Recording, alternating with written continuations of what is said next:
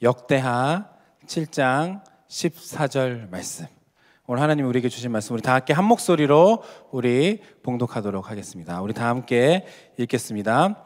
내 이름으로 일컫는 내 백성이 그들의 악한 길에서 떠나 스스로 낮추고 기도하여 내 얼굴을 찾으면 내가 하늘에서 듣고 그들의 죄를 사하고 그들의 땅을 고칠지라.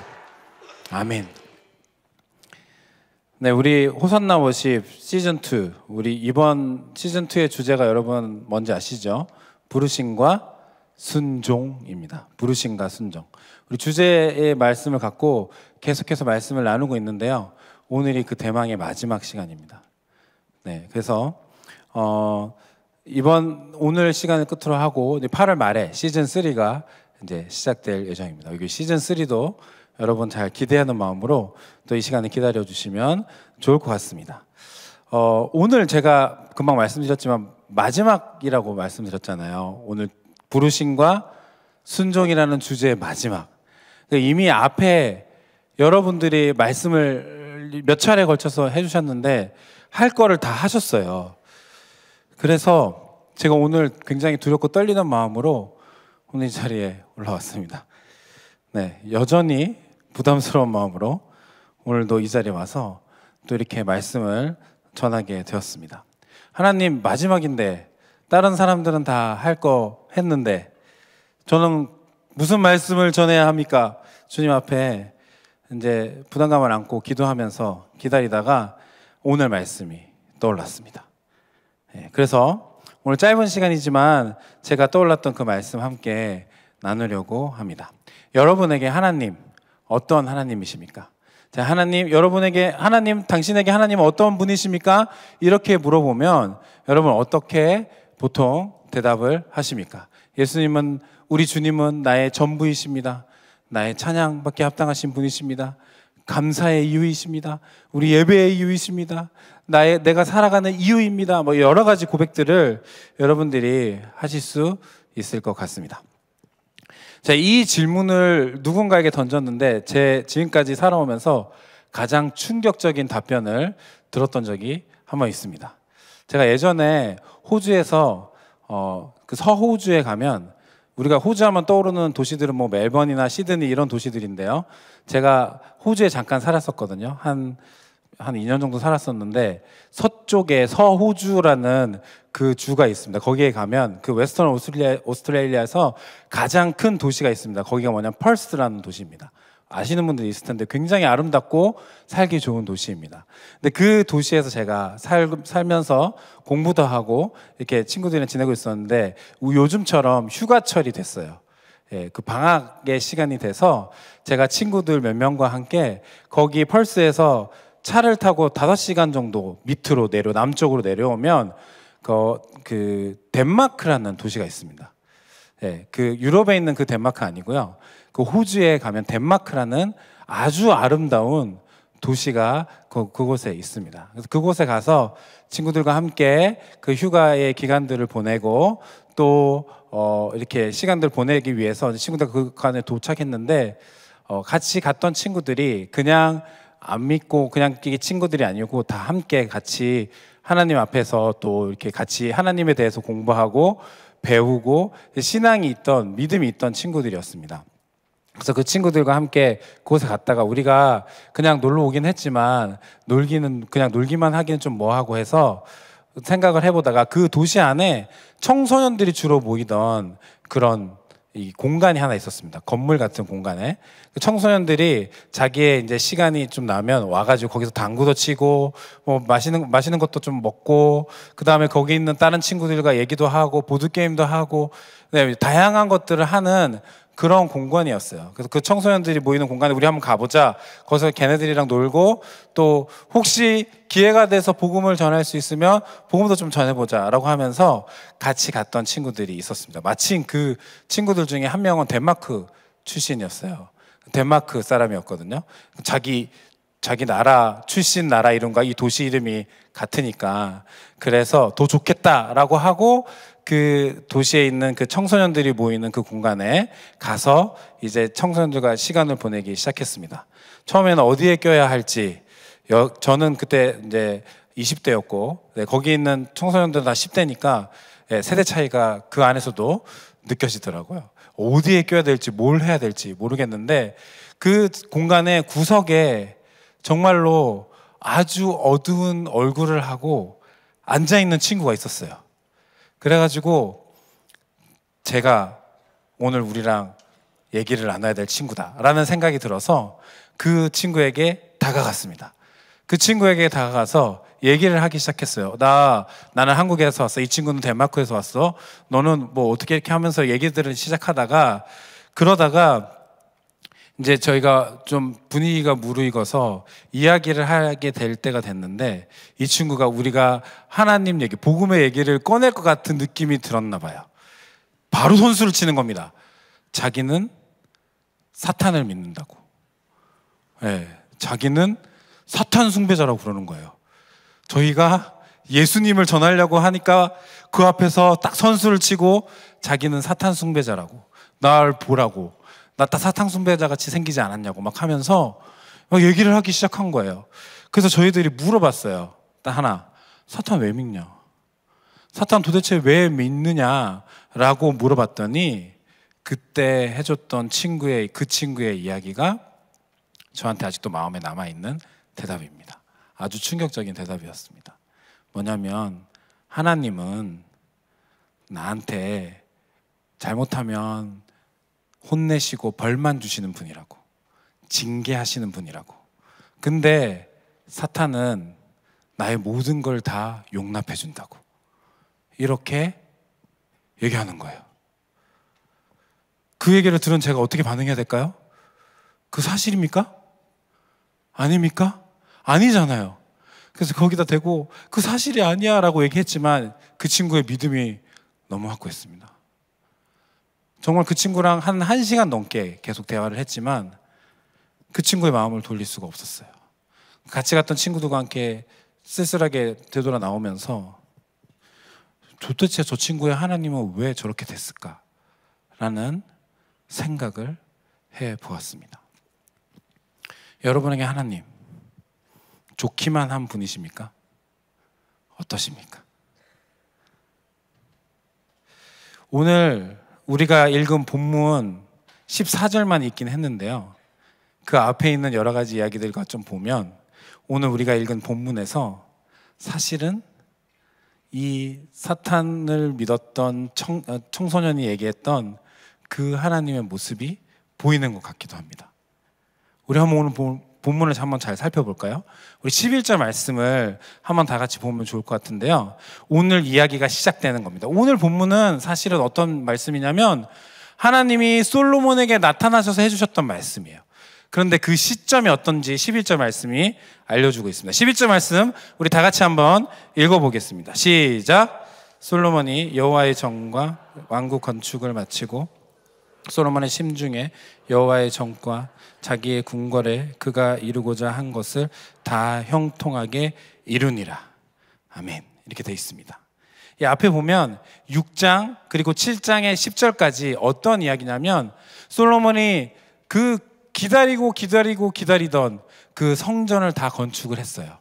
그리고 이제 그 성전을 주님 앞에 올려드리는 봉헌식이죠. 낙성식을 하고, 그리고 또 마침 그 절기가 초막절이어서 그 초막절에 여러 절기들을 같이 보내면서 축제와 같은 시간을 보냅니다. 그리고 그 앞에 무슨 내용이 있냐면 하나님 앞에 기도를 올려드리던 그 이야기가 그 앞에 바로 나타나 있습니다. 지금 그렇게 하고 난 다음에 11절이 시작되는 거예요. 근데 11절에 여러분 금방 읽으셨지만 뭐냐면 여호와의 전과 그 다음에 뭐예요? 왕궁의 건축을 마치고 해요.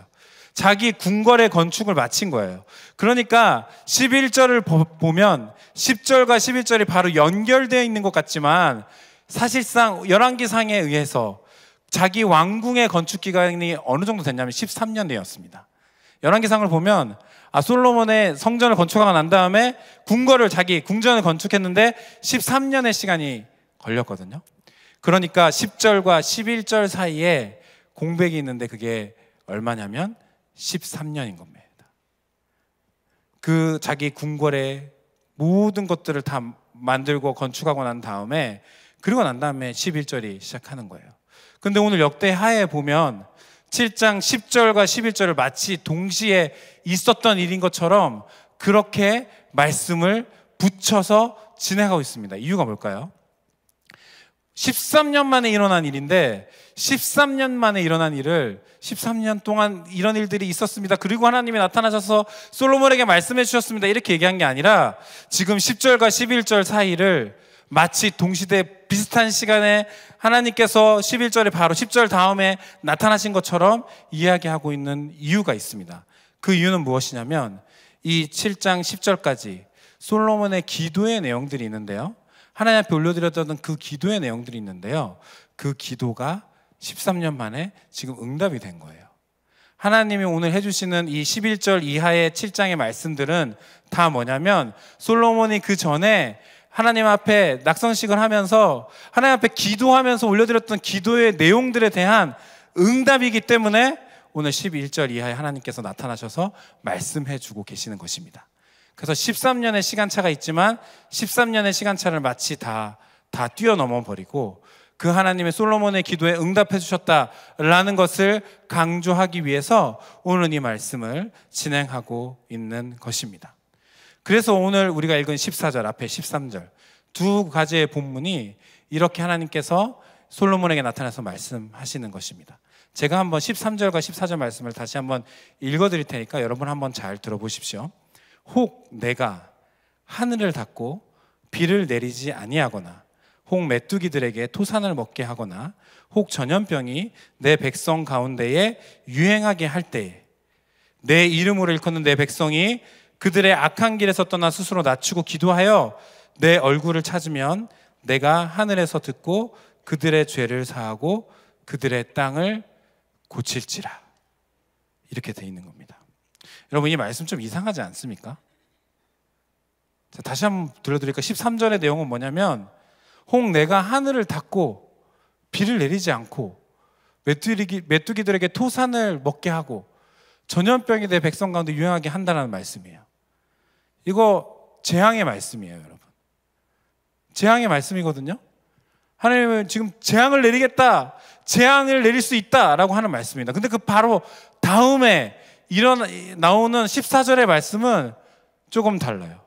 내 이름으로 일컫는 내 백성이 그들의 악한 길에서 떠나 스스로 낮추고 기도하여 내 얼굴을 찾으면 내가 하늘에서 듣고 그들의 죄를 사하고 그들의 땅을 고칠지라. 하나님의 약속의 말씀이에요. 기도를 듣고 고치겠다라는 약속의 말씀이에요. 지금 재앙을 누가 내리세요? 하나님이요. 그걸 고치시는 것도 누구세요? 하나님이세요. 정말 어울리지 않는 두 가지 말씀이 같이 붙어 있어요. 여러분 좀 이상하지 않으십니까? 하나님께서 왜 이렇게 말씀하실까? 하나님이 정서가 불안하십니까? 이랬다가 저랬다가 기뻤다가 슬펐다가 벌 줬다가 약 줬다가 이렇게 하는 게 아니라는 것입니다. 왜 이렇게 하나님이 말씀하고 있을까요? 우리 13절 말씀은 솔로몬의 기도의 응답인데 솔로몬이 어떻게 기도를 했는지 우리가 한번 보면 13절이 지금 어떤 내용에서 말씀이 진행되는지 좀 알 수 있거든요. 오늘 저희가 말씀을 찾았으면 좋겠지만 여러분들이 너무 귀찮아하실까 봐 말씀이 다 준비되어 있습니다. 그런데 혹시 성경책이 있으신 분들 한번 찾아보셔도 좋을 것 같아요. 오늘 앞에 6장에 솔로몬이 어떤 기도를 했는데 하나님이 어떻게 응답하셨는지 그 이야기들을 좀 같이 좀 왔다 갔다 하면서 좀 읽어보는 시간들을 가져보려고 합니다. 그래서 6장 26절에서 28절 말씀이거든요. 제가 6장 26절과 28절 말씀인데 제가 26절 읽고 27절은 여러분들이 읽고 28절은 우리 다 같이 한번 읽도록 하겠습니다. 26절 제가 먼저 읽겠습니다. 만일 그들이 주께 범죄함으로 말미암아 하늘이 닫히고 비가 내리지 않는 주의 벌을 받을 때에 이곳을 향하여 빌며 주의 이름을 인정하고 그들의 죄에서 떠나거든 주께서는 하늘에서 들으사 주의 종들과 주의 백성 이스라엘의 죄를 사하시고 그 마땅히 행할 선한 길을 가르쳐 주시오며 주의 백성에게 기업으로 주신 주의 땅에 비를 내리시옵소서. 다 같이요. 만일 이 땅에 기근이나 전염병이 있거나 곡식이 시들거나 깐부기가 나거나 메뚜기나 황충이 나거나 적국이 와서 성읍들을 에워싸거나 무슨 재앙이나 무슨 질병이 있거나를 막론하고 26절에 우리가 보았듯이 지금 이 하나님께서 13절에 7장 13절에 이야기하시는 재앙의 항목들이 뭐냐면 26절에 만일 그들이 주께 범죄함으로 할 말미암아로 시작하는 것입니다. 전제는 뭐냐면 하나님께서 지금 혹 내가 하늘을 닫고 비를 내리지 않거나 너희들에게 재앙을 내릴 때라는 것의 전제는 뭐냐면 너희들이 범죄하여서 이 벌을 받게 될 때라는 것을 이야기하고 계시는 것입니다. 지금 사람들이 죄를 범한 거예요. 그래서 하나님이 그걸 보고 벌을 내리시는 거예요. 그 내용이 이렇습니다. 제가 다시 한번 읽어드릴게요. 뭐냐면 비를 내리지 않고 메뚜기에게 토산을 먹게 하고 전염병이 내 백성 가운데에 유행하게 할 때. 여러분 물론 죄를 지어서 받는 벌이긴 하거든요. 죄를 지면 벌을 받아야 됩니까? 받지 말아야 됩니까? 대답이 별로. 다시 한번 물어보겠습니다. 네. 죄를 지으면 벌을 받아야 돼요, 말아야 돼요? 벌을 받아야죠. 그럼 여러분 이 벌 받으실 수 있겠습니까? 이 내용이 뭔지 아십니까? 비를 내리지 않고 메뚜기에게 토산을 먹게 하고 전염병이 내 백성 가운데서 유행. 이거 뭐 존재를 우리를 흔드는 아주 어마어마한 벌인 겁니다. 우리의 생존을 흔드는 재앙의 내용들이에요.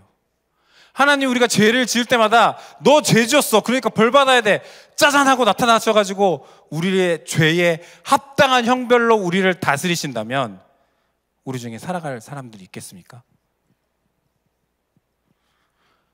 하나님이 오늘 이 말씀이 하셨던 것처럼 혹 내가 하늘을 닫고 비를 내리지 않고 그 다음에 메뚜기들에게 토산을 먹이고 전염병이 내 백성 가운데 유행하게 하고 너의 존재를 흔들 거야. 너 살지 못하도록 그 생존하는 것조차 흔들릴 수 있도록 내가 벌을 내릴 거야. 이렇게 얘기하면 하나님께서 만약에 여러분에게 그렇게 하신다면 여러분 어떻게 하시겠습니까? 오늘 제가 말씀을 시작하면서 소개했던 그 덴마크의 한 청소년의 이야기나 오늘 이 본문은 비슷한 거 아니겠습니까? 하나님 징계 내리시는 분 맞네. 우리가 이렇게 오늘 이 본문을 끝내야 하겠습니까? 오늘 14절 이렇게 시작합니다. 뭐냐면 내 이름으로 일컫는 내 백성이. 이렇게 시작하세요. 지금 하나님께서 약속의 말씀을 시작하시고 앞에는 재앙의 말씀을 시작하셨어요. 그리고 난 다음에 전혀 어울리지 않는 약속의 말씀을 지금 얘기해주고 계시는데 거기에 있는 첫 번째 주어로 등장하는 사람들이 누구냐면 내 이름으로 일컫는 내 백성이입니다. 내 이름으로 일컫는 내 백성 무엇일까요? 이게 도대체 무슨 표현입니까? 솔로몬의 기도에도 이게 있습니다. 자, 한 번 더 찾아보겠습니다. 6장 32절과 33절입니다. 자, 여기 잘 보시면 솔로몬의 기도에도 또 똑같은 표현이 있습니다. 한번 여러분 같이 읽으시면서 어디에 이 표현이 나오지 한번 찾아보시면 좋을 것 같습니다. 32절, 33절 우리 다 같이 한 목소리로 읽어보겠습니다. 시작! 주의 백성 이스라엘에 속하지 않은 이방인에게 대하여도 그들이 주의 큰 이름과 능한 손과 표심팔을 위하여 먼 지방에서 와서 이 성전을 향하여 기도하거든 주는 계신 곳 하늘에서 들으시고 모든 이방인이 주께 부르짖는 대로 이루사 땅의 만민이 주의 이름을 알고 주의 백성 이스라엘처럼 경외하게 하시오며 또 내가 건축한 이 성전을 주의 이름으로 일컫는 줄을 알게 하옵소서. 네, 좀 너무 길어가지고요. 이방인들이 이 성전을 향해서 하나님 기도하거든 하나님 이 기도를 들어주세요. 그래서 이 성전이 주의 이름으로 일컫는 줄을 알게 해주세요 라고 기도하고 있는 거예요. 주의 이름으로 일컫는다. 이름으로 일컫는다라는 뜻은 무엇이냐면 그때 당시에 히브리인들이 관용어구처럼 쓰는 겁니다. 이름으로 일컫는 이라는 이야기는 그 이름을 가진 존재가 주인이라는 거예요. 주의 이름으로 일컫는이라는 것은 그 주님이 주인이라는 것입니다. 성전이 주의 이름으로 일컫는 줄을 알게 해주세요라고 하신 것은 이 성전의 주인이 우리 하나님이심을 알게 해주세요. 이렇게 지금 기도하고 있는 거예요. 그러면 오늘 우리 7장 14절 처음 시작하는 내 이름으로 일컫는 내 백성 뭐죠? 백성이라고 일컬어지는 이 사람들의 주인이 누구예요? 하나님입니다. 하나님이 하나님을 주인으로 삼고 있는 사람들이에요. 오늘 본문에서 발견할 수 있는 하나님의 백성 뭐냐면 하나님을 왕으로 주인으로 삼고 있는 사람들인 것입니다. 여러분의 주인은 누구십니까? 여러분 주인이라는 것은 무슨 뜻인 줄 아십니까? 주인 마음대로 할 수 있는 거예요. 주인 마음대로. 여러분의 주인은 누구십니까? 정말 하나님이 하나님 마음대로 여러분의 삶을 뒤집어 놔도 여러분 괜찮으십니까? 내 생각과 내 상식과 내 어떠한 것들을 전혀 맞지 않는, 이대로 가면 나 망해요 라고 하는데 하나님이 글로 나를 인도해 가신다면 여러분의 삶의 모든 것들을 우리 하나님 앞에 내어드릴 수 있습니까? 그게 주인이라는 뜻입니다. 이 하나님을 주인으로 삼고 있는 내 이름으로 일컫는 내 백성이라는 표현을 오늘 하나님께서 그 뒤에 솔로몬에게 해주신 15절과 16절 말씀을 읽어보면 또 다른 표현으로 한 가지 더 얘기하고 있는 것을 우리가 발견할 수 있습니다. 자, 이제 거의 다 왔는데 7장 15절과 16절도 여러분 한번 다 같이 한번 읽어보면 좋을 것 같습니다. 7장 15절과 16절입니다. 시작! 이제 이곳에서 하는 기도에 내가 눈을 들고 귀를 기울이리니 이는 내가 이미 이 성전을 택하고 거룩하게 하여 내 이름을 영원히 내 눈과 내 마음이 항상 여기에 있으리라. 아멘. 이제 이곳에서 하는 기도에 내가 눈을 들고 귀를 기울이리니, 앞에는 내 이름으로 일컫는 내 백성이 기도하면 내가 듣고 고쳐주겠다, 회복시켜 주시겠다 말씀하셨어요. 근데 오늘 이거를 다른 표현으로 15절에 다시 시작하는 거예요. 뭐냐면 이제 이곳에서 하는 기도. 다시 말하면 뭐냐면요, 이거는 성전에 있는 사람들, 성전에 있는 사람들이 다른 말로 내 이름으로 일컫는 내 백성인 것입니다. 성전이 성전될 수 있는 이유가 뭐죠, 여러분? 성전도 그냥 일반 건물이잖아요. 근데 그 성전이 성전될 수 있는 이유가 뭡니까? 그 건물에 뭐가 있어서 그래요? 다른 여러 가지 것들이 있지만 지성소에 뭐가 있어요? 언약궤가 있어요. 그 언약궤가 뭐 하는 장소이길래 그럴까요? 6장 41절 마지막입니다. 진짜 마지막입니다. 6장 41절 우리 다 같이 한번 읽어보겠습니다. 시작! 여호와 하나님이여 일어나 들어가사 주의 능력의 계와 함께 주의 평안한 처소에 계시옵소서. 주의 능력의 계, 언약궤에 하나님이 계시는 것입니다. 다른 말로요, 하나님이 임재하시는 장소가 언약궤예요. 성전이 성전될 수 있는 이유는 딱 하나입니다. 거기에 언약궤가 있기 때문인데요, 그 언약궤에 하나님이 임재해 계시기 때문에 성전이 되는 거예요. 우리가 이 교회 다니잖아요. 여기가 성전이 될 수 있으려면 딱 하나 있으면 됩니다. 하나님의 임재가 있으면 되는 거예요. 여러분, 우리가 주의 교회로서 살아가려면요, 우리 안에 하나님이 임재해 계시면 되는 겁니다. 그래서 오늘 이 말씀을 13절과 14절 말씀을 오늘 우리가 지금까지 살펴본 것에 의해서 다시 한번 설명해 드릴게요. 어떻게 되는지. 너희들이 범죄해서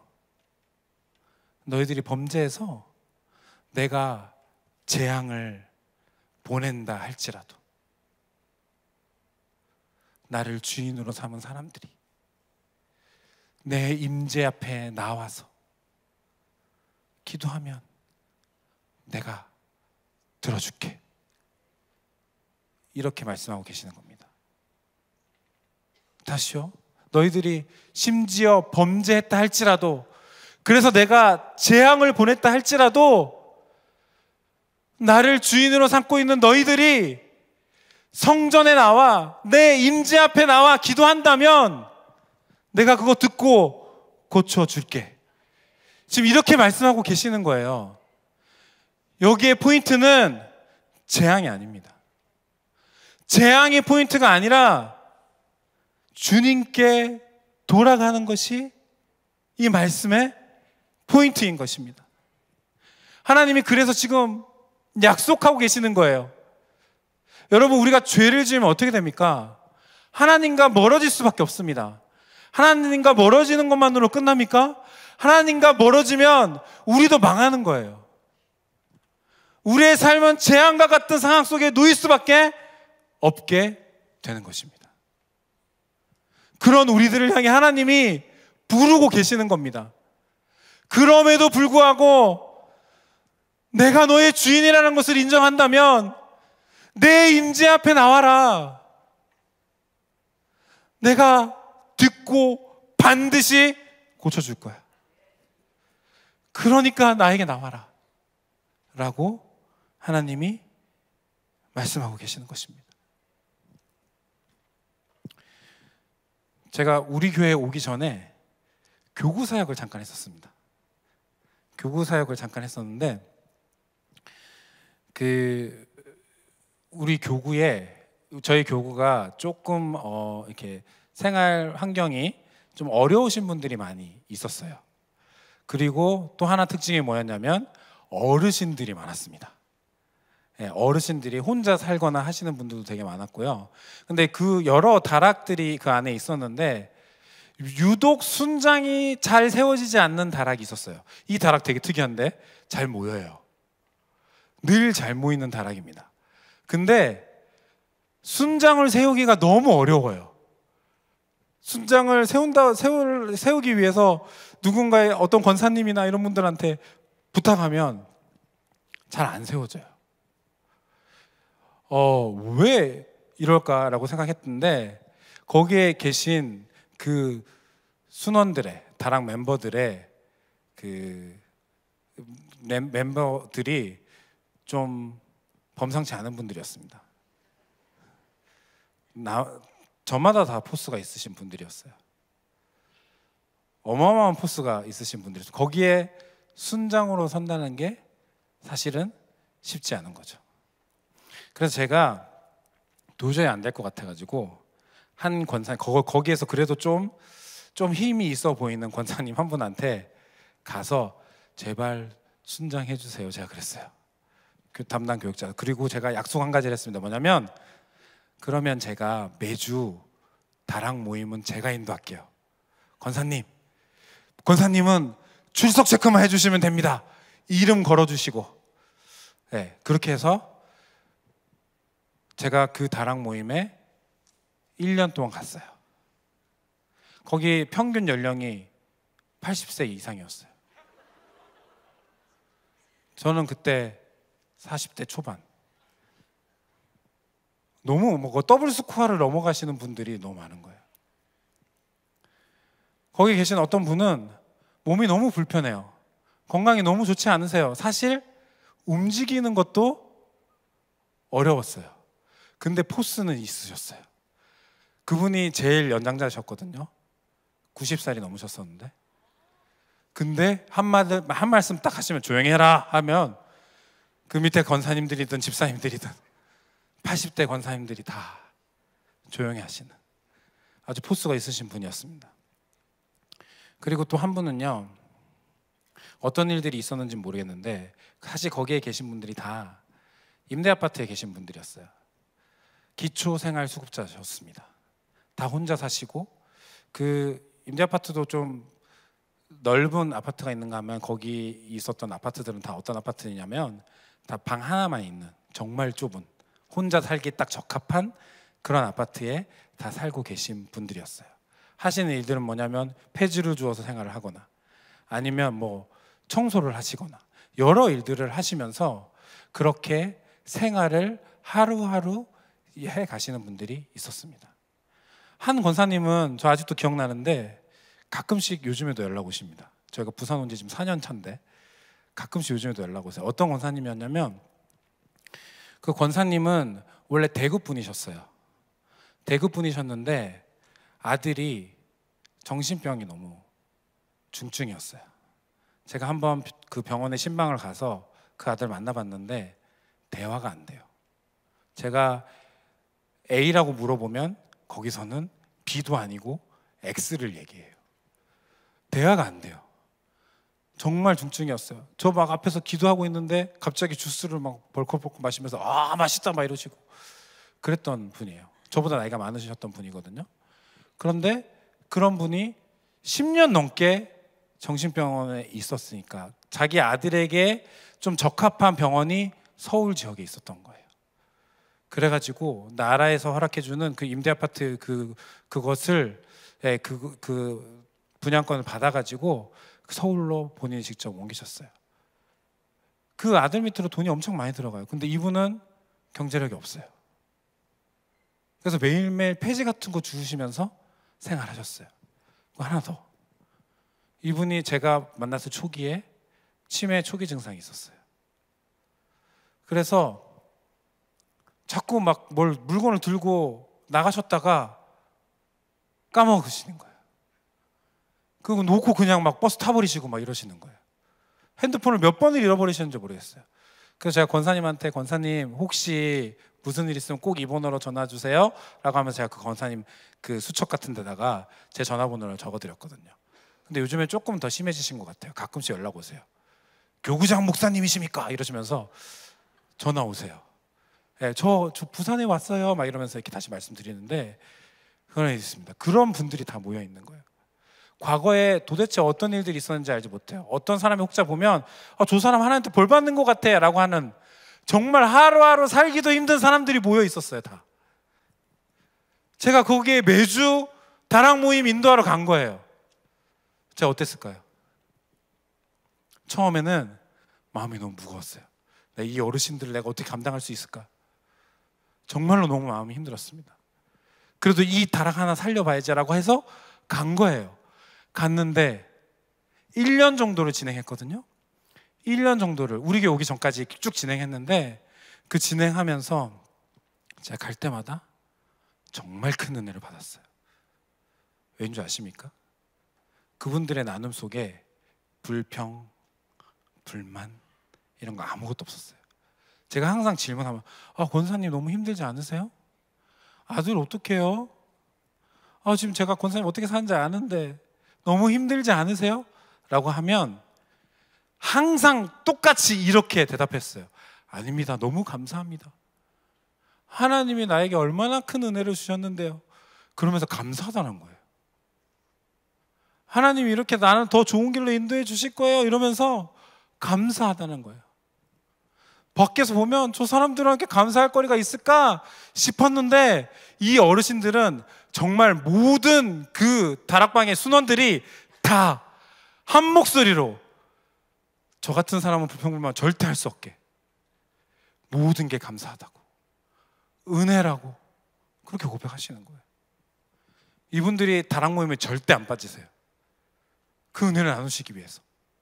몸이 불편하고 자기 삶이 힘든데 그날 새벽까지 일하고 그날 점심때 모여요. 그리고 오셔가지고 같이 얘기 나누시고 말씀을 나눠요.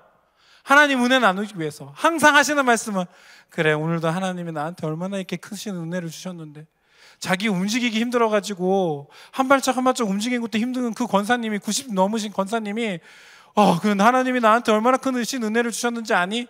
모든 것을 다 평정하시면서 그렇게 얘기하셨어요.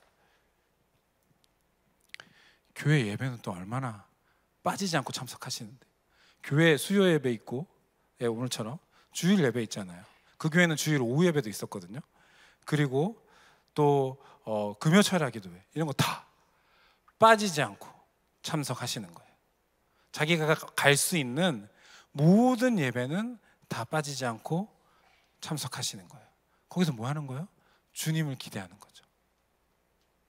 내 이름으로 일컫는 내 백성, 하나님을 주인으로 삼은 그 권사님들이 몸이 불편하고 힘들고 자기의 삶이 너무 녹록하고 지치고 하지만 그래도 주님의 임재를 사모함으로 그 자리에 나와서 기도하는 거예요. 제가 1년 동안 뭘 봤는지 아십니까? 하나님께서 그분들을 통해 일하시는 것을 봤습니다. 전도축제 같은 거, 사랑나눔 축제 같은 거 그 교회도 있었거든요. 하면 진짜 너무 신기한데 그분들 따라서 더 많은 어르신들이 막 와요. 그분들에게 얘기해요. 내가 예수님 믿어가지고 이렇게 행복하다 이러면서 막 나눠요. 하나님이 그분들을 통해서 얼마나 많은 일들을 행하시는지 제가 발견할 수 있었습니다.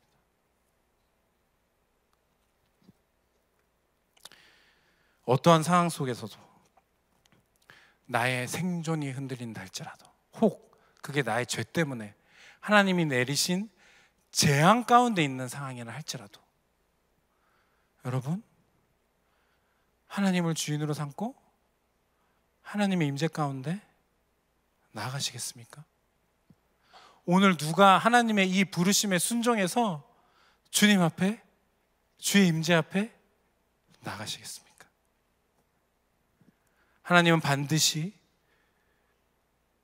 주의 임재 앞에 나온 주의 백성들의 기도를 들으시고 그들의 죄를 사하고 그 땅을 고치실 것입니다.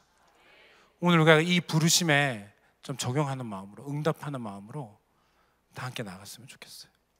이제는 잠깐이지만 또 기도하고 주님 앞에 좀 나아가는 시간들을 가졌으면 좋겠습니다. 오늘 이 시간 먼저 말씀을 기억하면서 기도할 때, 오늘 저희가 하나님의 백성들이 어떤 사람들인지도 두 가지를 봤어요. 하나는 뭐예요? 하나님을 주인으로 삼은 사람.